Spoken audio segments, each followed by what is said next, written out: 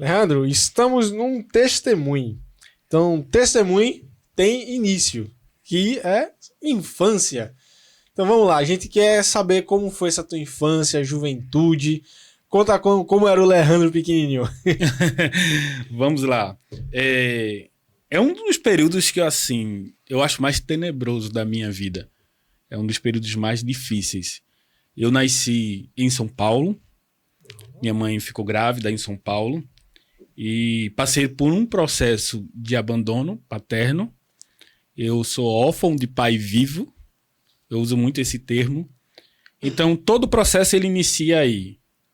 A minha história ela começa sendo muito complexa porque a ausência paterna ela traz consequências emocionais muito pesadas. E uma delas é um tipo de revolta. Eu fui uma criança muito revoltada com a vida. Muito revoltada com tudo. Com tudo. Eu via pessoas sendo amadas, eu via pessoas recebendo cuidado que eu não tive. Isso trazia certas revoltas. Existem estudos hoje pela Universidade de Harvard que já averigua a ausência paterna. Mas naquela época não se entendia muito isso. Então tudo era culpa da criança. Então tudo que a criança fazia era culpa dela. E as pessoas não conseguiam entender que a ausência do pai influenciava nisso. Então, até o momento em que eu tive um encontro com Cristo, a minha vida foi um grande problema. Eu dei muita dor de cabeça para minha mãe, para minha avó, que na época estava mais presente na minha vida, porque quando a minha mãe veio de São Paulo para Pernambuco, ela veio grávida, aí voltou para São Paulo. Eu nasci em São Paulo, mas não me dei com o clima de São Paulo, que todo estourado, porque eu sempre costumo falar que havia aí a mão de Deus trabalhando na minha vida para que eu fosse criado em Pernambuco. E quando mais para frente a gente vai falar sobre o momento que eu tive um encontro com Cristo, aí vocês vão entender o porquê eu tinha que vir para Pernambuco. Mas aí eu vim para Pernambuco devido a essa doença. O médico olhou para minha mãe e disse, olha, se ele não for embora de São Paulo, o frio de São Paulo vai matar ele. Aí eu cheguei em Pernambuco todo estourado, todo carcomido com aquela ferida lá. E fui criado pela minha avó aqui, né? Na minha casa, ninguém era cristã ainda. Alguma parte era católica. Minha mãe, nessa época, estava seguindo o espiritismo. Então, havia uma confluência de religiões dentro da minha casa. E nesse período que eu tive aqui em Pernambuco, vivendo com a ausência da minha mãe, que estava em São Paulo, teve que voltar para trabalhar em São Paulo. Pernambuco, nessa época, era muito difícil de emprego. E ela teve que voltar para trabalhar em São Paulo. E aqui eu estava com a minha avó. E, cara, a minha avó foi uma mulher extraordinária. A minha avó foi uma mulher extraordinária. Tanto naquela época como ela é extraordinária agora. Né? Mas, assim, na minha criação, ela foi o maior exemplo de amor que eu pude ter de alguém. É de alguém olhar para você enquanto você está sendo desacreditado pela maioria e olhar para você. Eu ouvi isso da minha avó em um dos momentos mais difíceis da minha vida, que eu tinha cometido uma coisa horrível. Eu era um adolescente de 11 anos de idade, cometi algo horrível. E minha avó me chamou no canto com os olhos cheios de lágrimas e disse, eu acredito em você. Ela não era cristã, era católica, não era evangélica. E ela disse assim, eu acredito em você e sei que Deus vai fazer algo na sua vida. E a partir desse momento a minha vida teve uma reviravolta muito grande porque eu vi o amor de Deus, que eu não conhecia ainda como conheço hoje, na profundidade que eu conheço hoje, em alguém que era muito perto de mim. Até então eu não tinha essa visão de amor. Eu não tinha porque a visão de amor que eu tinha das pessoas era do afeto, do carinho. E eu não conseguia enxergar que a minha mãe, através do trabalho, era uma demonstração de amor dela. Mas isso eu não conseguia enxergar. E por ter sido abandonado pelo pai, era outro lapso de amor que eu tinha na minha vida. Então quando a minha avó ela começou a trabalhar isso na minha vida, eu comecei a entender o que era amar uma pessoa. Que até então, com 11 anos de idade, Eu não conseguia entender. É interessante porque, assim, a criança de 1 a 7 anos, ela tem consciência, mas ela não tem consciência que tem consciência. Então ela vai absorvendo tudo. Ela absorve tudo que está ao redor dela. É o período que a gente chama período de esponja. Depois dos 7 anos, ela começa a formar o seu caráter. Então eu estava formando o meu caráter em um ambiente onde amor não existia para mim. E isso era muito arriscado. Era muito arriscado porque, assim, eu tinha tudo para dar errado, cara. Eu tinha tudo para dar errado. E dei certo. Mas dei certo porque teve uma intervenção de Deus na minha vida. Deus colocou pessoas para demonstrar o amor dele e ele interferiu na minha vida. Porque senão, se fosse seguir o curso natural, o rio natural, eu teria dado muito errado. Muito errado. Então essa é a parte da minha infância que eu acho que é uma das partes mais difíceis da minha vida. Depois que eu tive um encontro com Cristo, as coisas mudaram muito. Mas esse período da minha vida é um período muito doloroso, muito triste. Eu acho assim que eu olhando para o Leandro lá da adolescência, eu deveria ter dito a ele naquele momento ali, cara, ama mais. E aproveita as pessoas que de fato te amam. Talvez você não esteja entendendo o que é o amor. Mas essas pessoas te amam e vivem isso. Porque eu não estava conseguindo viver isso naquele momento. Pô, beleza, Leandro. Cara, a gente começou um pouco pesado aqui. Cara, assim, mas é complicado a gente ouvir esses relatos. Eu já conheci algumas pessoas também que não tiveram a figura paterna, então eu imagino que acaba que você não fica tão balanceado, não é, Leandro? Eu não sou psicólogo, talvez não tenha tanto esse conhecimento, mas por ter tido um pai, eu entendo que a falta dele deve fazer muita falta. Deve fazer muita falta. Eu acredito que não tem algo que consiga assim, preencher tanto esse espaço, né? Cara, é tenso. Mas eu vi que o Leandro tá falando muito de amor, né? Não é, né, Leandro? E quando foi então que tu começou a compreender esse amor? Foi quando eu conheci a Cristo? Eu acredito assim. Eu aceitei a Cristo, assim, fui levado para a igreja. Como eu falei, na minha casa ninguém era. Aí, assim, lá tinha um vizinho meu, da minha idade, tudo, a gente brincava muito, e ele era crente. A mãe dele era crente. E, tipo, por isso que eu falei que foi uma forma que Deus fez de mudar a minha vida, me trazendo para Pernambuco, porque se eu tivesse crescido em São Paulo, talvez eu teria seguido outro segmento religioso. Mas ele propôs aquela doença, movimentou. Eu vejo como um propósito de Deus na minha vida. Para eu vir para Pernambuco e conhecer essa pessoa, eu chamo ela de tia até hoje. Ela foi a minha dirigente do DES, dirigente das crianças. Então, eu passei bom período da minha infância linkado a ela. E, tipo, eu brincava muito com o filho dela. Aí ela chegou para minha avó, que me criava na época, e disse, deixa eu levar Leozinho. Me chamava de Leozinho. Deixa eu levar Leozinho para a igreja. Aí a avó disse, leva. Pode levar. Eu fui acompanhando. Mas, assim, eu não tive aquele relacionamento ainda profundo com Deus na minha infância. Eu ainda era um adolescente rebelde.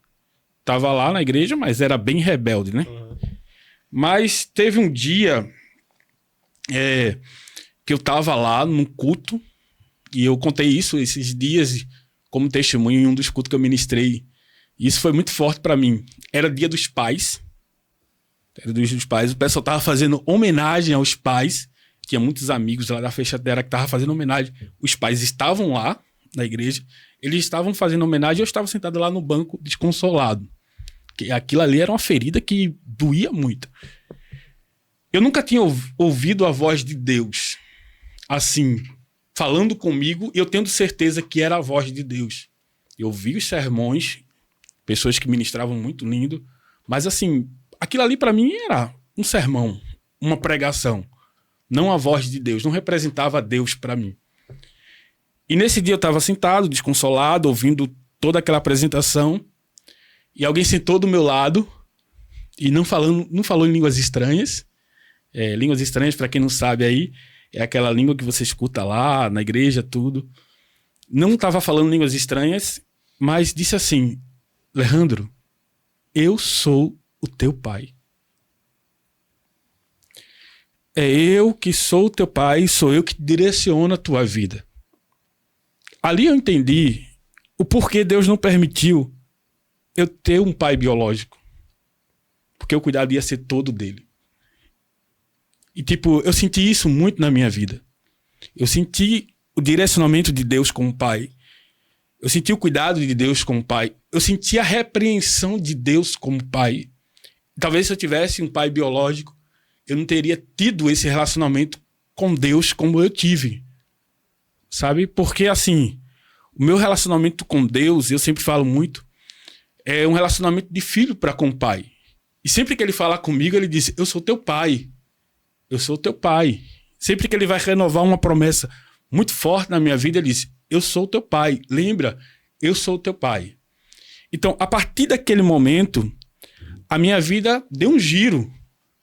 Porque eu comecei a ter uma profundidade maior no relacionamento com Deus, não como aquele ser distante, mas como um pai. Então eu tinha conversas com Deus, tipo filho-pai, reclamando às vezes, xingando às vezes, filho como pai.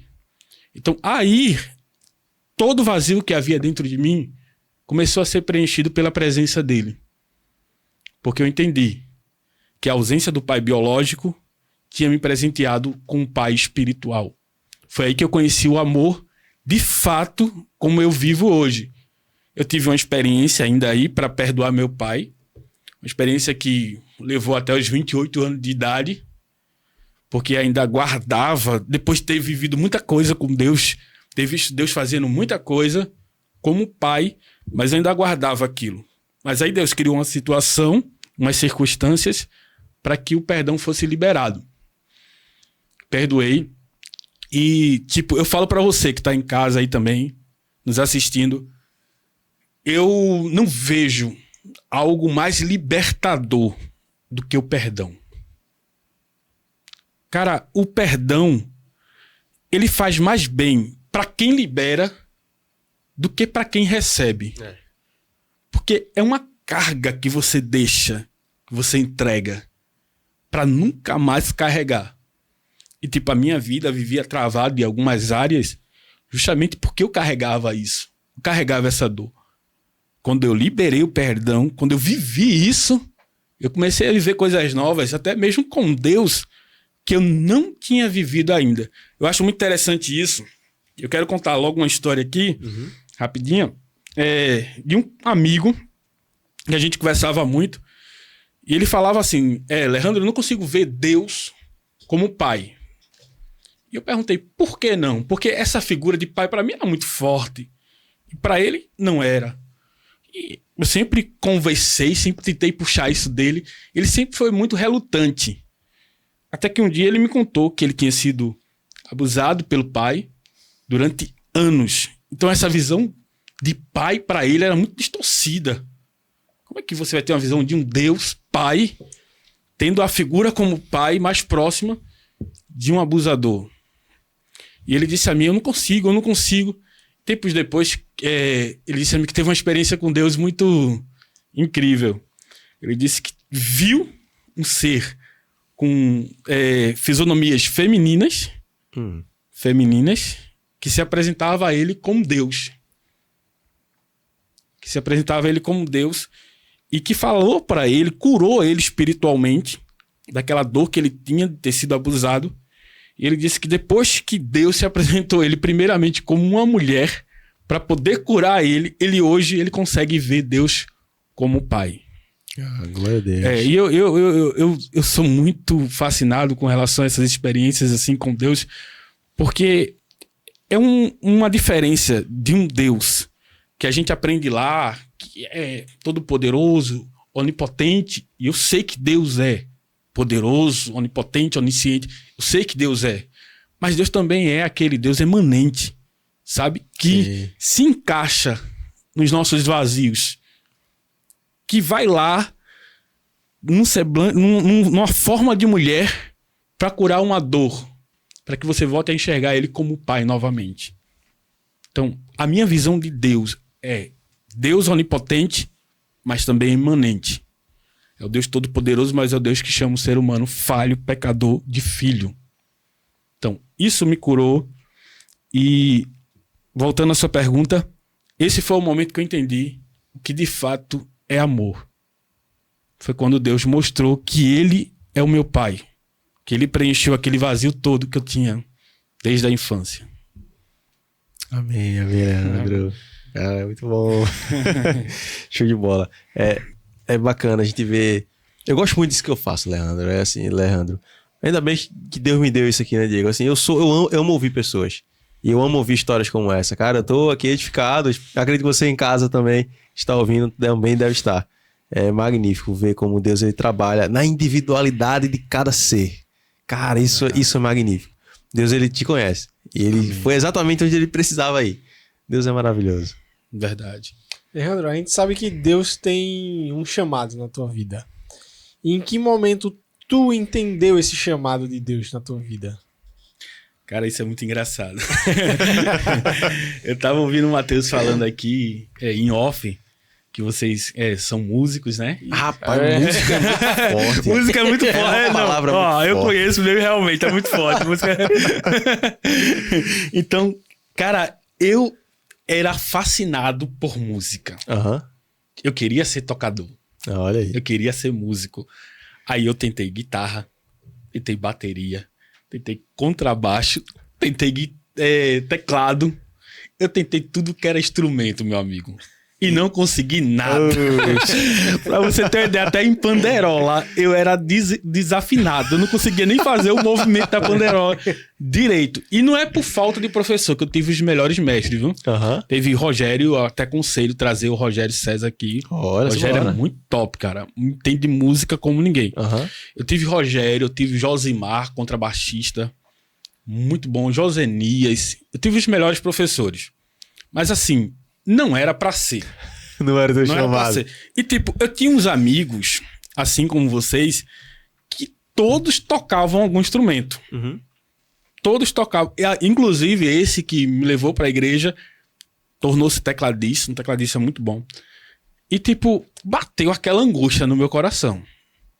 Eu digo, Deus, eu acho que o ápice da minha alegria na igreja, na juventude, foi quando o meu nome foi pra lista do conjunto. Olha. Que tinha a chamada lá, Sim. eles faziam a chamada e Leandro de Souza. Eu tava na lista do conjunto, mas não tocava nada. Então eu vivi um momento muito desconsolado da minha vida, frustrado com relação a isso, né? E eu tava numa oração do 10 de Adalp. Pra quem não sabe, a oração 10 de Adalp é a oração de um departamento de adolescentes da Assembleia de Deus. Eu tava numa oração do 10 de Adalp. E eu lembro como se fosse hoje. Tia Uziene era dirigente do 10 de Adalp. Tia Uziene disse mesmo assim, Leandro... Aí já não era mais ela, era Deus usando ela. Ela levantou a Bíblia e disse, é esse o instrumento que eu quero que você toque. A partir daquele momento eu entendi que Deus queria pra minha vida. Não era bateria, não era o teclado, não era a guitarra, era a palavra dele. E, tipo, eu comecei a mergulhar na palavra dele. E cada ministração era uma experiência diferente com Deus.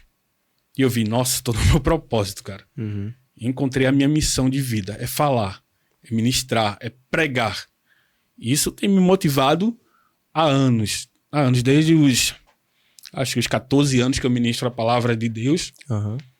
E nesse tempo eu já vi muita coisa através da ministração.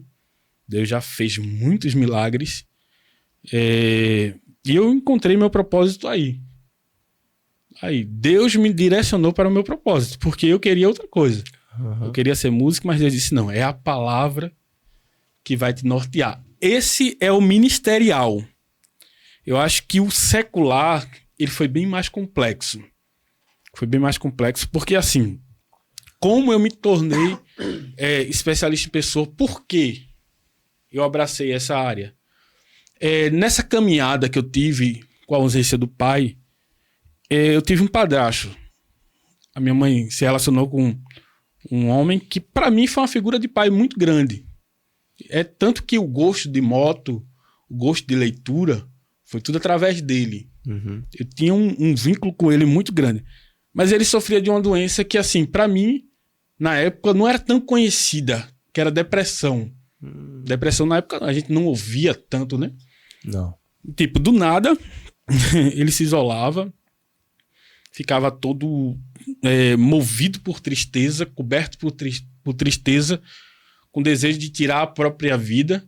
Então, tipo, nessa época, por ter um vínculo muito forte com ele, eu comecei a estudar sobre as doenças da mente, sobre depressão, ansiedade, transtorno de ansiedade, o que me norteou para esse trabalho de cuidar de pessoas. Foi justamente ver alguém que eu tinha um afeto muito grande passando por essas dificuldades. Então, essas são as duas histórias. E as duas histórias foram norteadas por Deus, porque nenhuma delas eu escolhi. Eu tinha escolhido outra coisa. Agora sim, eu sou realizado. Uhum. Eu sou realizado. Eu não escolhi, mas tipo, se eu fosse ver hoje, 5 anos depois, o Leandro que se tornou, devido à trajetória que Deus me deu, era isso que eu queria fazer novamente. Era isso que eu queria fazer novamente. Cuidar de pessoas e ministrar a palavra. Amém, Leandro. Graças a Deus, graças a Deus. Aí qual é a tua formação? Eu sou especialista em pessoas e tô pós-graduando em neurociência. Neurociência, meu irmão. O gabarito. A 95 tá ficando gabaritada, né, cara? Isso é tão legal. Na próxima semana você vai ver a entrevista com o Erson, que também é um cara gabaritado. Então, assim, tá muito bom. Vamos lá. Era a porta que tava mexendo aqui, não, né? Era? Eu também tava mexendo. O Leandro tava falando aqui, tem uma porta aqui, mas a porta tava mexendo sozinha. A porta tá se abrindo.